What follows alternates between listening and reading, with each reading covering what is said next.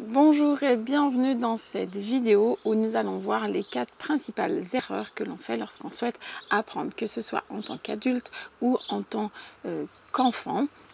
Vous rencontrez des difficultés pour apprendre, vous trouvez ça difficile, vous avez eu votre diplôme et puis vous ne voyez plus vraiment l'intérêt d'apprendre aujourd'hui parce que c'est quelque chose de contraignant. Moi j'avais envie de vous montrer qu'en fait c'est vraiment quelque chose de génial en fait de pouvoir apprendre tout au long de sa vie, quand on est enfant, quand on est adulte, en fait, d'apprendre et qu'il y a des choses en fait à savoir pour que ça soit facile parce qu'en fait vous apprenez tout le temps. Et ça, c'est parce qu'on est en vie et qu'on est, on est en mouvement et qu'on rencontre des gens et on est en apprentissage constant. La première chose qui me semblait important, c'est d'être amoureux de ce qu'on apprend. Et ça, c'est Idriss Aberkan, qui est un neuroscientifique, qui en parle beaucoup et peut-être bien mieux que moi, et qui explique que l'économie de la connaissance, et c'est de ça dont il nous parle, eh bien, elle fonctionne parce qu'on est amoureux de ce qu'on apprend. Et ça, c'est vraiment quelque chose pour moi qui est primordial. Et que ça soit en tant qu'adulte ou en tant qu'enfant, eh bien quand on est amoureux d'un sujet, eh bien ça nous demande assez peu d'énergie finalement de lire tous les livres, de regarder tous les films, d'aller se former ou rencontrer des gens qui ont la même passion que nous et qui vont nous aider et partager leurs connaissances. Et en fait, on n'aura pas l'impression d'apprendre parce que c'est juste on fait ce qu'on aime et ça demande assez peu d'énergie.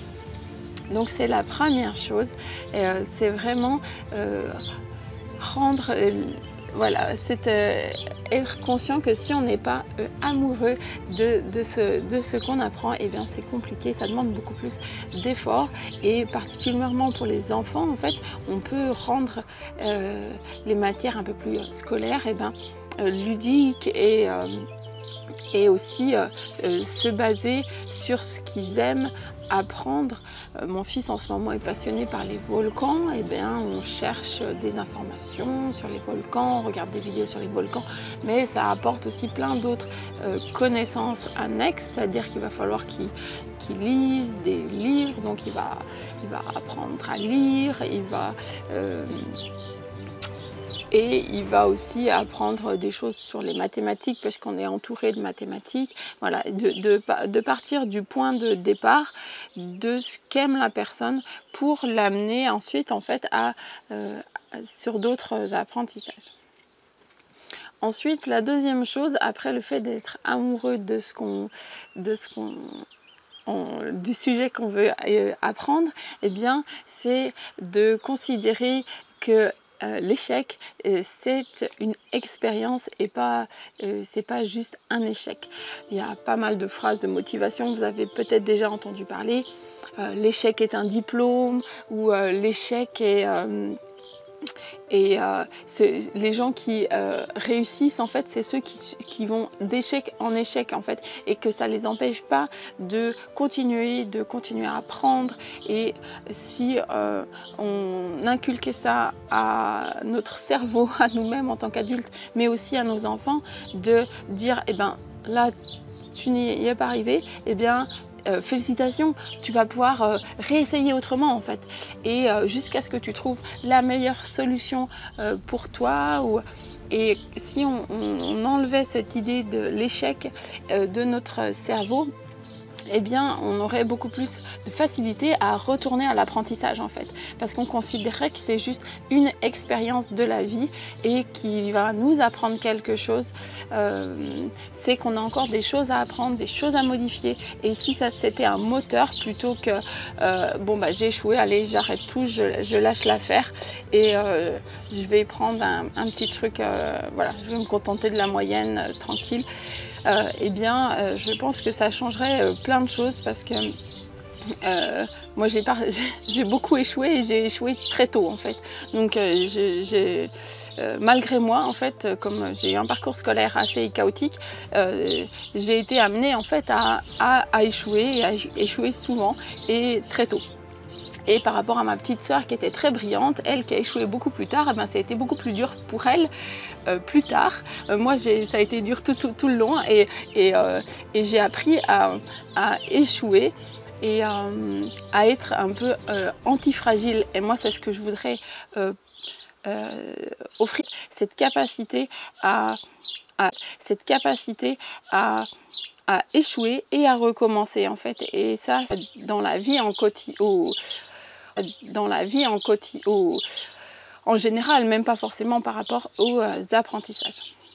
Ensuite, donc troisième chose que je pense importante par rapport à l'apprentissage, c'est croire qu'on apprend que avec son cerveau. Son cerveau, pour fonctionner, il lui faut plein de trucs. Déjà, une alimentation équilibrée. Si on met que du sucre, ça, il y a eu des études, voilà, on a une augmentation des troubles du comportement et puis on n'est pas bien. Et même si vous faites l'expérience à des périodes où vous mangez par exemple beaucoup plus de sucre, et bien vous allez voir que votre énergie et votre capacité de concentration, elle va changer.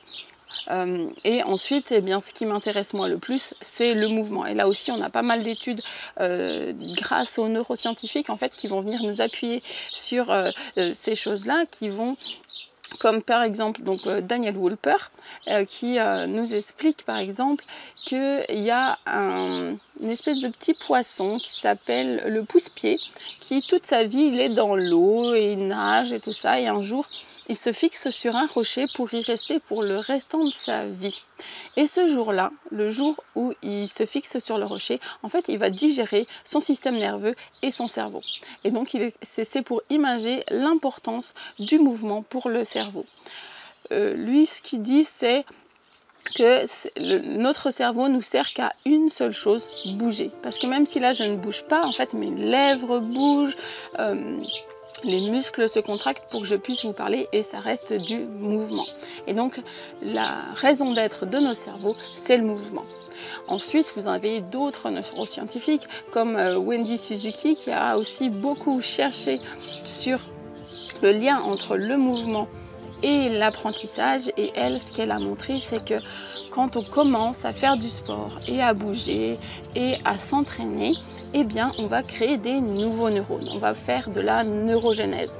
Et ça, c'est vraiment quelque chose d'important parce que moi, je vois des étudiants, par exemple, qui sont en médecine ou qui se disent oh là là, ou passent le bac en fait, et donc ils sont à leur table, ils révisent, et, ah, j'ai pas le temps, je vais pas faire de sport, il faut que je révise. Et en fait, s'ils avaient ces connaissances en fait, et ici ils se disaient ah bah attends, je vais aller faire 1 heure de sport, hop, je vais me faire mes petits nouveaux neurones, je serai oxygénée, il y a plein d'hormones aussi qui vont arriver et qui vont nous aider pour, du coup ils seront mieux concentrés, ils vont mieux apprendre.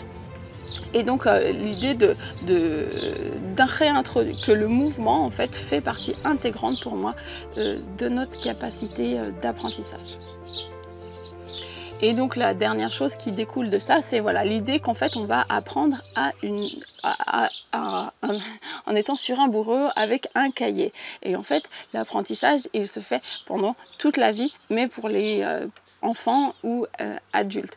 Et il y a une étude qui a été faite sur le QI. Alors même si bon voilà, on peut débattre un peu du QI, mais bon ça c'est juste une référence en fait, et c'est intéressant.